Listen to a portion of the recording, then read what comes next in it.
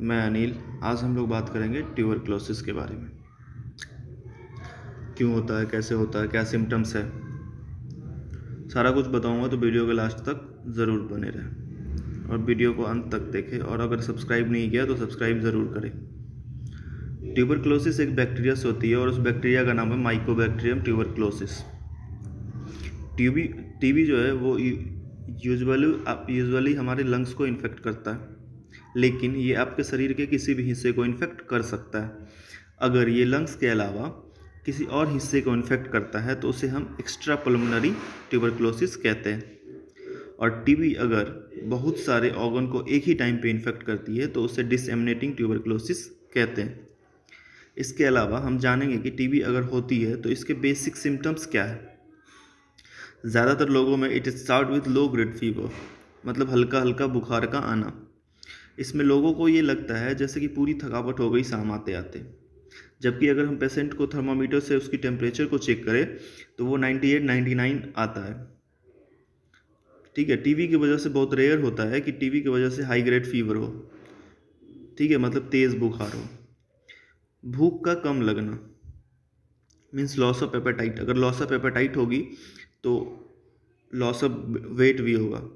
बहुत बड़ी सिम्टम्स है ये लॉस ऑफ एपेटाइट, क्योंकि भूख कम लगती है तो लॉस ऑफ वेट भी हो जाता है। अब वो धीरे धीरे होता है लॉस ऑफ वेट, मतलब वज़न का कम होना धीरे धीरे होता है, तो कई बार हमें पता भी नहीं चलता कि हमें क्या प्रॉब्लम्स है। जब ये ट्यूबरकुलर बेसिलाई जो होती है ना, वो हमारे बॉडी में जब जाता है तो ये एक तरह से अपने आप को प्रोटेक्ट कर लेता है एक्सोलीमा के फॉर्म में। तो ये ज़रूरी नहीं है कि हर इन्फेक्टेड जो इंसान है उसको डिजीज़ भी होगी। इन्फेक्शन अलग चीज़ है, डिजीज़ अलग चीज़ है। तो आपके अंदर अगर टीबी बेसिलाई चले गया तो कई बार वो वहाँ बस बैठा रहता है, कुछ करता नहीं है, जिसको हम लेटेंट टीबी कहते हैं। ठीक है, लेकिन ये जब टीबी का कीटाणु है वो अपने ही बॉडी में जब पनपना शुरू हो जाता है तो डिजीज़ तब होती है। तो इसमें काफ़ी लंबा टाइम और काफ़ी लंबा गैप लग जाता है कई बारी। तो जब तक टीबी का कीटाणु आपके लंग्स में फैलता है तो उसके दौरान कई बार ये पूरी इन्फेक्ट कर देती है लंग्स को, पूरे लंग्स में फैल जाती है। खांसी का आना, जो सिम्टम्स नेक्स्ट है वो खांसी का आना। अगर टीबी आपके फेफड़ों की है तो खांसी का आना बिल्कुल एकदम शुरू हो जाती है। तो खांसी जो अगर मैक्सिमम 1 मंथ से हो, 1 मंथ से ज़्यादा हो, तो आपको एक बार डॉक्टर से कंसल्ट ज़रूर करना चाहिए। इसके अलावा हम बात कर रहे थे कि अगर फेफड़ों को नहीं इन्फेक्ट करती है तो एक्स्ट्रा पल्मोनरी टीबी की बात आती है, जैसे सर्वाइकल लिम्फ नोड्स, लैरिंग्स। कई बार लोगों के नेक के पास एक स्वेलिंग सी आ जाती है, नेक के पास या आर्म पीट के पास। तो कुछ लिम्फ नोड है जो हमारे बॉडी के बाहर दिखते हैं, जैसे कि आर्म पीट के नीचे लिम्फ नोड्स या फिर बॉडी के में कहीं और लिम्फ नोड है तो वो नोड्स इनलार्ज हो जाती है, तो वो दिखता है हमें। इसके अलावा जैसे कभी कभी पेट की टीबी होती है तो लोगों को खाने का मन नहीं करता, कभी कॉन्स्टिपेशन हो जाता तो कभी डायरिया हो जाता, या ये कहे तो डाइजेशन में प्रॉब्लम्स आ जाती। ठीक है, तो ये अब दो है टीबी के टाइप्स, लेटेंट और एक्टिव। लेटेंट में क्या होता है कि टीबी का कीटाणु आपके अंदर है बट वो कुछ कर नहीं रहा। ठीक है, तो इसका सिम्टम्स हमको पता नहीं चलता लेटेंट टीबी का। ठीक है, जबकि एक्टिव टीबी का क्या है कि वो जब जो कीटाणु अंदर है वो हमेशा मल्टीप्लाई कर रहा है। ठीक है, तो एक्टिव टीबी का हमको केस पता चल जाता है, क्योंकि मल्टीप्लाई कर रहा है तो आपको जो भी पेशेंट है उसको काफ़ी वीक कर देता है ये।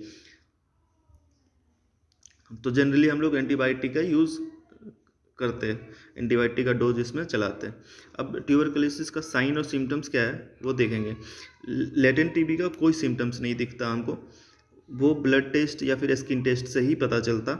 लेकिन जब एक्टिव टीबी होता है तो उसका साइन क्या है कि अगर कफ आपको 3 वीक से ज़्यादा का हो या फिर ये कहे कि 1 महीने से ज़्यादा का हो तो आप एक बार डॉक्टर से कंसल्ट ज़रूर करें। इसके अलावा चेस्ट पेन हो या फिर कफ जब हो रहा हो तो ब्लड आ रहा हो बाहर, थकावट महसूस हो, रात को स्वेटिंग हो मतलब पसीना का आना, या फिर कपकपी हो, ठंड लगे, फीवर, हल्की हल्की फीवर आपको फील हो, या फिर भूख ना लग रही हो, वज़न कम हो रहा हो, ये सब सिम्टम्स है टीबी के। अगर ये सब सिम्टम्स आपको दिखे तो एक बार कंसल्ट ज़रूर करें। अब बात करेंगे ट्यूबरकुलोसिस के कारण क्या है। ये बैक्टीरिया से होता है, माइकोबैक्टीरियम ट्यूबरकुलोसिस बैक्टीरिया है, उसकी वजह से होता है, और ये एयर में होता है। जो पॉल्यूशन में हम घूमते हैं वहाँ पे पॉल्यूटेड एरिया में ये होता है। और टीबी अगर आप किसी टीबी जिसको है उस पेशेंट के कांटेक्ट में आए तो भी आपको टीबी होने का चांस बन सकता है। अब बात करेंगे इसके डायग्नोसिस का। तो पहला जो डायग्नोसिस है वो है स्किन टेस्ट। अब स्किन टेस्ट को मॉन्टेक्स ट्यूबरकुलोसिस स्किन टेस्ट भी कहते हैं। इसमें क्या करते हैं कि हम एक छोटी अमाउंट में जो फ्लूइड होता है वो हमारे इस लोअर आर्म के नीचे लोअर आर्म के पास स्किन में इंजेक्ट करते हैं, मतलब डालते हैं, और 2-3 दिन के बाद हम चेक करते हैं कि स्वेलिंग कितनी आई आर्म में। ठीक है। अगर कभी कभी क्या होता है कि रिजल्ट पॉजिटिव होता, अगर आपको टीबी ना भी हो तो फॉल्स पॉजिटिव भी हो जाती है। इसीलिए हमेशा टीबी की जब भी टेस्ट करें तो 2-3 टेस्ट ज़रूर करें। ठीक है। अगर आप कई बार क्या होता है कि वैक्सीन लिए टीबी का, वैक्सीन जो आती है वैसिलाई गालमेट ग्यूरिन BCG जिसको बोलते हैं, तो वैक्सीन जो लिए तो वो वैक्सीन की वजह से भी हमारे को फॉल्स नेगेटिव या फिर फॉल्स पॉजिटिव दोनों आते हैं। तो हमेशा जब भी टीबी का चेकअप करवाएं या स्किन टेस्ट करवाएं तो 1 से ज़्यादा बार करवाएं। ठीक है। अब नेक्स्ट जो है हमारा वो blood test interferon gamma release ऐसे का टेस्ट करते हैं, IGRS जिसको बोलते हैं। ये जनरली मेजर करता है जब टीबी का पेशेंट का जो मिक्स अमाउंट ऑफ प्रोटीन होता है ना, वो हमारे ब्लड में कितना घुला मिला है।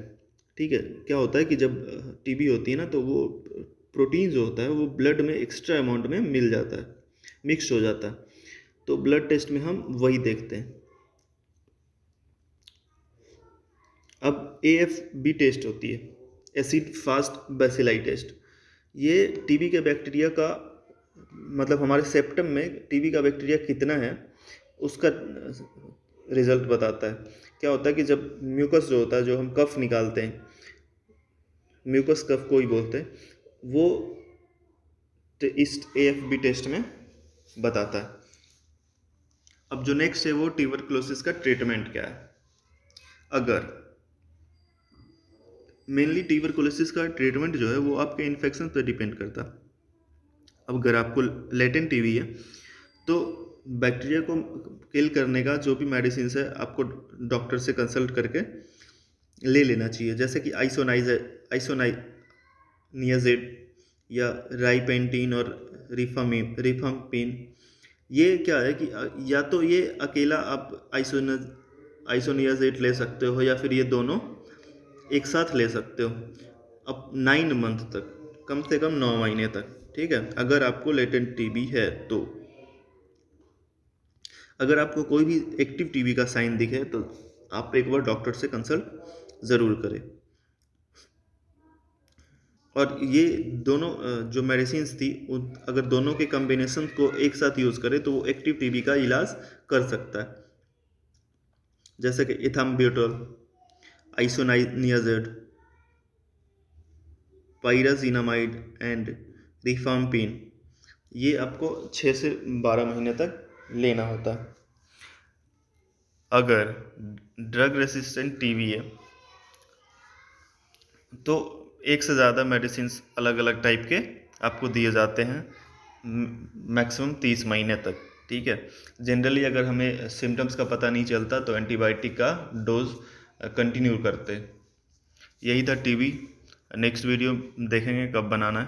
Thank you for watching. Please like, share and subscribe to my channel.